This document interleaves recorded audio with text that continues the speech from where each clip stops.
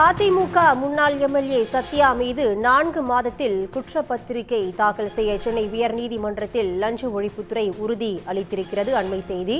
சென்னை கொளத்தூரை சேர்ந்த வழக்கறிஞர் ஆர் பாலசுப்ரமணியன் உயர்நீதிமன்றத்தில் பொதுநல வழக்கு ஒன்றை தொடர்ந்திருந்தார். தியாகராய நகர் முன்னாள் எம்எல்ஏ சத்யா மீது லஞ்ச ஒழிப்பு போலீசார் 2 வழக்குகளை பதிவு செய்துள்ளார்கள் எனவும் அந்த மனுவில் அவர் குறிப்பிட்டிருக்கிறார்.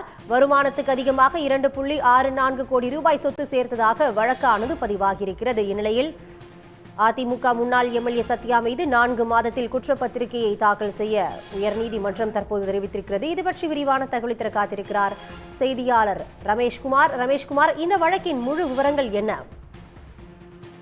சென்னை குளத்தூரை சேர்ந்த வழக்கறிஞர் ஆர் பாலசுப்ரமணியன் என்பவர் தான் இந்த வழக்கை ஒரு பொதுநல வழக்கா உயர்நீதிமன்றத்தில் தொடர்ந்திருந்தார். அந்த வழக்கில் சென்னை தீநகர் தொகுதியினுடைய அதிமுக முன்னாள் சட்டமன்ற உறுப்பினரும் அதிமுகனுடைய தென் சென்னை வடமேற்கு மாவட்ட செயலாளருமான சத்யா மீது தமிழ்நாடு லஞ்ச ஒழிப்புத்துறை போலீசார் 2023-24 2 வழக்குல பதிவு செய்து அவர் அந்த மனுவில் சுட்டிக்காட்டியிருந்தார்.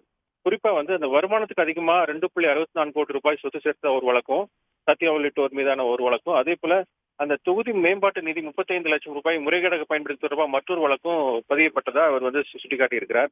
லஞ்ச ஒழிப்புத்துறை தொடர்ந்து இந்த வழக்கு விசாரணையில எந்த ஒரு முன்னேற்றம் ஏற்படவில்லை என்றும், இந்த வழக்குல விரைந்து விசாரித்து உரிய குற்றப்பத்திரிகை தாக்கல் செய்ய வேண்டும் என்று மனு அளித்ததாகவும் மனு மீது எந்த நடவடிக்கை எடுக்கப்படவில்லை என்று கூறியிருந்தார்.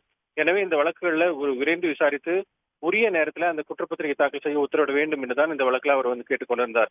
இந்த வழக்கினுடைய விசாரணை தான் சென்னை உயர்நீதிமன்ற பொறுப்பு தலைமை நீதிபதி டி கிருஷ்ணகுமார், நீதிபதி பி பாலாஜி அந்த அமர்வு முன்பு விசாரணைக்கு வந்தது.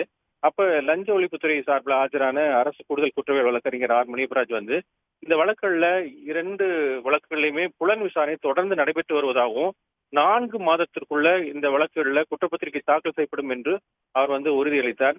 இதை பதிவு செய்து கொண்ட நீதிபதிகள் அந்த வழக்கை பொதுநல வழக்கை முடித்து வைத்து உத்தரவிட்டிருக்கிறார்கள். ரமேஷ்குமார், தற்போதைய விவரங்களுக்கு நன்றி. உடனுக்குடன் செய்திகளை தெரிந்து கொள்ள சன் நியூஸ் பெல் ஐகானை கிளிக் பண்ணுங்க.